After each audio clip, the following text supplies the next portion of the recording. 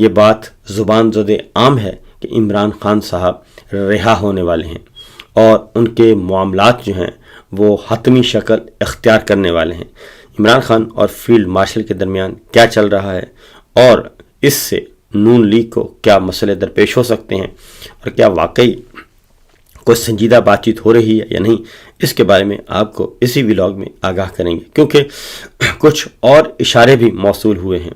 ایک اور بند کمرے کی ملاقات کا احوال جو ہے وہ ہمارے تک پہنچ چکا ہے۔ اس بند کمرے کی ملاقات کا احوال اور ان کے اس میں موجود مریم صاحبہ کے، شہباز شریف صاحب کے، نون لیگ کے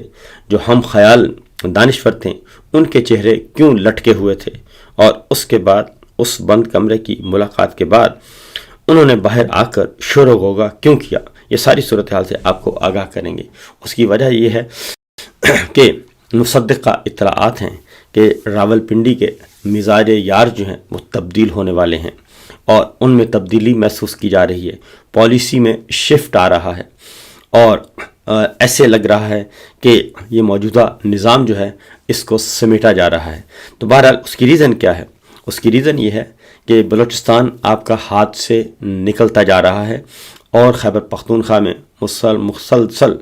جو ہے معاملات آپ کے کنٹرول میں نہیں ہیں۔ پاک افغان سرحد غیر محفوظ، پاک ایران سرحد غیر محفوظ، پاک انڈیا سرحد غیر محفوظ اور پاک چائنا تعلقات انتہائی مخدوش۔ جب آپ کے تمام ہمسایہ ممالک کے ساتھ حالات کشیدہ ہیں تو پھر کیا ہو سکتا ہے؟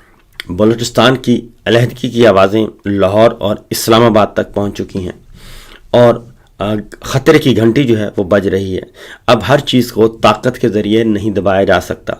اور ہمارے عاصم منیر صاحب پہ بہت زیادہ پریشر ہے کہ جناب بہت ہو گیا، اس سے زیادہ ہم کچھ نہیں کر سکتے، آپ کی جی حضوری میں مہربانی فرمائیں، پاکستان کا سوچیں، کیونکہ کوئی بھی ادارہ پاکستان سے بڑا نہیں ہے اور کوئی بھی ادارہ پاکستان سے زیادہ ضروری نہیں ہے، اور پھر کسی بھی ادارے کا سربراہ جو ہے وہ ادارے سے بڑا نہیں ہے۔ تو اس لیے ادارے کے ساتھ چلیں اور اداروں کو پاکستان کے ساتھ چلنا ہے اور پاکستان میں آئین کی بالادستی ہونا لازمی ہے۔ کل سردار اختر مینگل صاحب کا استعفیٰ منظور کر لیا گیا۔ سردار اختر مینگل صاحب نے یہ استعفیٰ احتجاجاً دیا تھا جب لوٹا کریسی کی گئی، ان کے ووٹ خریدے گئے، ان کے بندوں کو اٹھایا گیا۔ تقریباً 1.5 سال تک یہ استعفیٰ جو ہے وہ پینڈنگ رہا اور اب اچانک اسے منظور کر لیا گیا ہے اور یہ کام مسلم لیگ نون نے کیا۔ سردار اختر مینگل صاحب نے لاہور میں خطرے سے آگاہ کیا تھا اور انہوں نے کہا تھا کہ بلوچستان آپ کے ہاتھ سے نکلتا جا رہا ہے، اس لیے پاکستان کا سوچیں اور بلوچستان کے عوام کو اس حد تک آپ نہ دھکا دیں کہ وہ آپ کے ساتھ رہنا ہی نہ پسند کریں۔ تو اسی کے ساتھ ہی وہاں پہ نیشنل پارٹی کے مالک صاحب بھی تھے، مالک بلوچ صاحب نے بھی اسی طرح کا کہا کہ پچھلا جو الیکشن ہے وہ الیکشن نہیں آکشن تھا، یعنی نیلامی ہوئی تھی، اور یہی بات مولانا فضل الرحمان صاحب کہہ چکے ہیں کہ 70 ارب روپے کا الیکشن بیچا گیا۔ یہی بات محمود خان اچھا صاحب کہہ رہے ہیں کہ الیکشن بیچا گیا، سیٹیں بیچی گئیں، سیٹوں کی خرید و فروخت ہوئی اور اس میں عسکری حکام بھی ملوث تھے۔ تو جب یہ سب کچھ بتایا جا رہا ہے اور سب کچھ جانتے ہیں، کیونکہ یہ جعلی نظام عاصم منیر صاحب نے قائم کیا ہے اور اب ان کو بھگتنا بھی پڑ رہا ہے۔ کل قومی اسمبلی میں ایک قرارداد منظور کی گئی اور وہ تھی کہ پاک فوج کے حق میں قرارداد منظور کی گئی اور اس کی قربانیوں کی جو ہے وہ اس کو قابل تحسین تھی، ان کی قربانیوں کو خراج تحسین پیش کیا گیا۔ تو سوال یہ پیدا ہوتا ہے کہ پاکستان ہے، پاکستان کی فوج ہے، پاکستان زندہ باد، فوج زندہ باد کے نعرے لگتے تھے،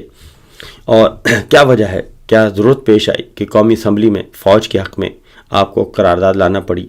اور اپنے آپ کو تسلی دینا پڑی؟ تو سوال یہ ہے کہ فوج کے ساتھ کسی کو کوئی اختلاف نہیں ہے، کسی شہید کے ساتھ، کسی غازی کے خلاف کوئی اختلاف نہیں ہے، بلکہ وہ ہمارے ہیروز ہیں۔ اصل مسئلہ ہے جو ہمارے سپر سٹار جو فیلڈ مارشل ہیں ان کی پالیسیوں سے مسئلہ ہے، وہ پالیسیاں کیا لا رہے ہیں، الیکشن چوری سے مسئلہ ہے، آئین کی جو تذلیل کی جا رہی ہے اس سے مسئلہ ہے، جو قانون توڑے جا رہے ہیں، چادر چار دیواری کو پامال کیا جا رہا ہے، بنیادی انسانی حقوق پامال کیے جا رہے ہیں، جھوٹے مقدمات قائم کیے جا رہے ہیں اور مینڈیٹ چھینا جا رہا ہے، جعلی نظام حکومت بنایا جا رہا ہے اور سیاسی کارکنوں پہ، رہنماؤں پہ تشدد کیا جا رہا ہے۔ اصل مسئلہ ان سے ہے۔ اس لیے اگر آصم منیر صاحب چاہتے ہیں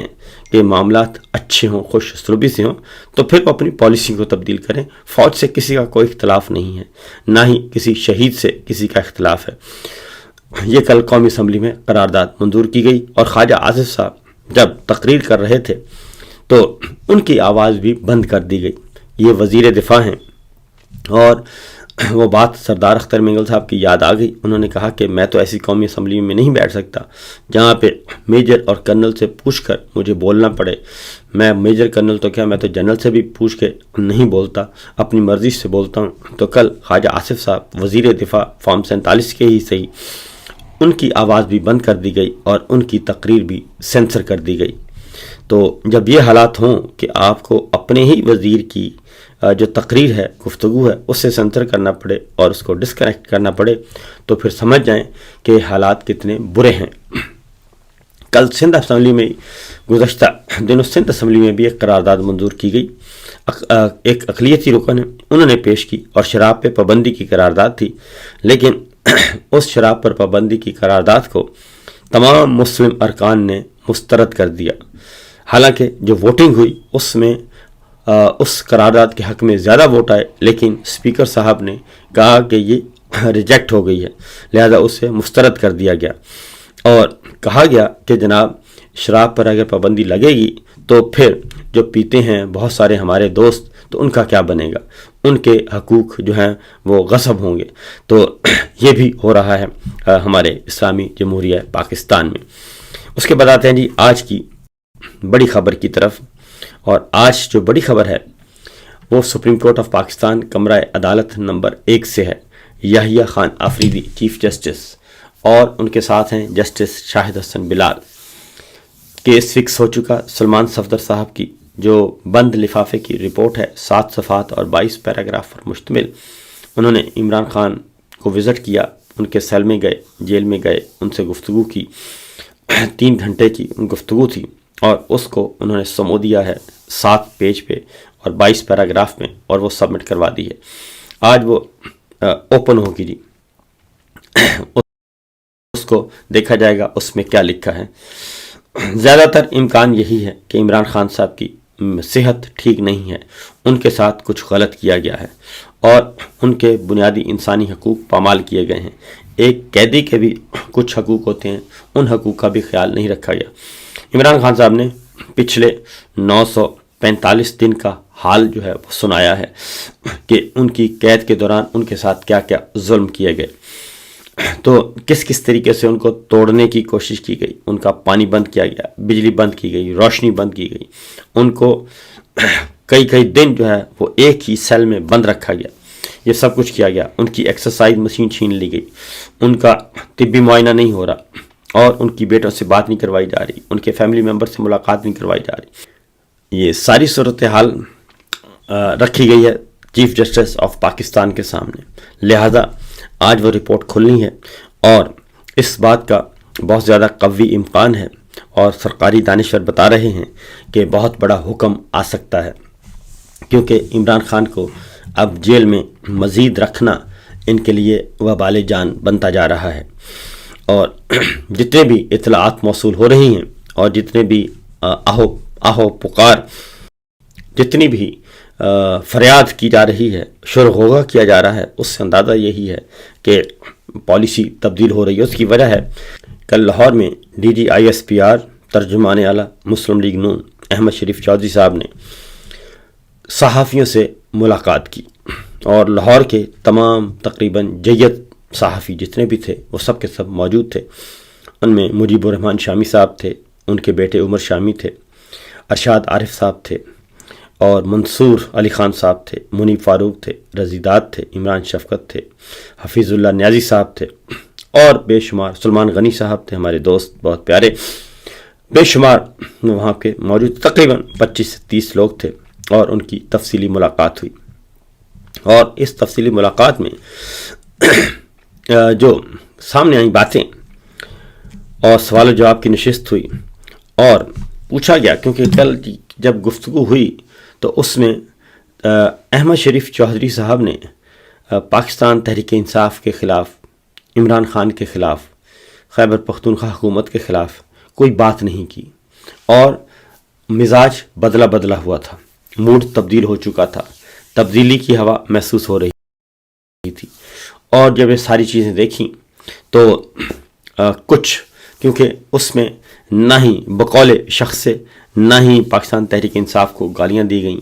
اور نہ ہی سہیل آفریدی کو دہشت گرد کہا گیا، نہ ہی پاکستان تحریک انصاف پہ الزام لگایا گیا کہ انہوں نے افغانستان کے افغان طالبان کو بلکہ ٹی ٹی پی کے لوگوں کو بسایا۔ ایسا کچھ نہیں کیا گیا، اور بالکل ایسے لگ رہا تھا بقول شخص سے کہ افاقہ ہوا ہے، اور مزاج جو ہیں وہ آئے ہوئے ہیں، زمینی حقائق ان کو معلوم ہو چکے ہیں۔ تو اس کے بعد جب یہ سوال شروع ہوا، سوال و جواب کی نشست ہوئی، تو بہت سارے ایسے دانشور جو مریم صاحبہ کے ساتھ جڑے ہوئے ہیں، جاتی عمرہ کے ساتھ جڑے ہوئے ہیں، شہباز شریف صاحب کے ساتھ ہیں، مسلم لیگ نون کے ساتھ ہیں، اور جو کل تک اسٹیبلشمنٹ کے حامی تھے اور ان کے کلمے پڑھتے تھے، وہ سب کے سب جو ہیں انہوں نے ایک ایک کر کے I S P R D G Ahmed Sharif Chaudhry sahib پہ سوال داغے، اور سوال داغے سارے کے سارے کہ جناب آپ بتائیں کہ 9 مئی کا کیا بنے گا، آپ بتائیں کہ پاکستان تحریک انصاف ریاست کو چیلنج کر رہی ہے، آپ بتائیں کہ وہ آپ کے ساتھ تعاون نہیں کر رہے، آپ بتائیں کہ سہیل آفریدی کا مستقبل، آپ بتائیں۔ تو بتانے کے یہ سارا کچھ کوشش کی گئی، لیکن جواباً جو ہے احمد شریف چودھری صاحب نے یہ کہا کہ ہماری کسی سے کوئی دشمنی نہیں ہے، ساری سیاسی جماعتیں اپنی ہیں، ساری سیاسی جماعتیں قومی ہیں، اور تمام سیاسی جماعتوں کو سیاست کرنے کا حق ہے، لہٰذا ہماری جو ہے وہ کوشش۔ تو انہوں نے کہا کہ یہ آپ کل تک تو کے پی حکومت کو دہشت گرد کہہ رہے تھے، کل تک آپ سہیل آفریدی کو، عمران خان کو، پی ٹی آئی کو، باقی رہنماؤں کو وہ آپ سلائڈ چلا رہے تھے اپنی پریس کانفرنس میں۔ تو احمد شریف چودھری صاحب نے کہا کہ اس وقت جو وقت کا تقاضا ہے وہ ہے قومی یکجہتی، قومی یکجہتی قومی ضرورت ہے، اور سب ساتھ اکٹھے بیٹھیں اور مسائل کا حل تلاش کریں، دہشت گردی کا خاتمہ کریں، بلوچستان کے مسئلے کو حل کریں، خیبر پختونخوا کے مسئلے کو حل کریں، افغانستان کا معاملہ حل ہو، اور یہ جو بیرونی افتاد آن پڑی ہے اس میں سے ہم نے نکلنا ہے۔ تو کل سارے کا سارا بیانیہ جو ہے احمد شریف چودھری صاحب کا وہ بالکل یو ٹرن لیا ہوا تھا اور نوعیت کا تھا۔ تو جب باوجود کوشش کے میرے تقریباً 7 ہم پیشہ لوگوں نے بہت کوشش کی، بہت یتن کیے، لیکن کچھ برآمد نہ ہوا، اور احمد شریف چودھری صاحب نے پلو جھاڑا اور جو نشست تھی برخاست کر دی۔ اور اس کے بعد حیرت انگیز طور پر ان صحافیوں کی طرف زیادہ متوجہ ہوئے جو کہ ان پہ تنقید کرتے ہیں، وہ صحافی جو کہ ان کے طرفدار نہیں ہیں، وہ صحافی جن کے بارے میں سمجھا جاتا ہے کہ وہ عمران خان کے، ان کی طرف وہ زیادہ متوجہ ہوئے۔ اور یہ بات بھی ہمارے رقیب صحافیوں نے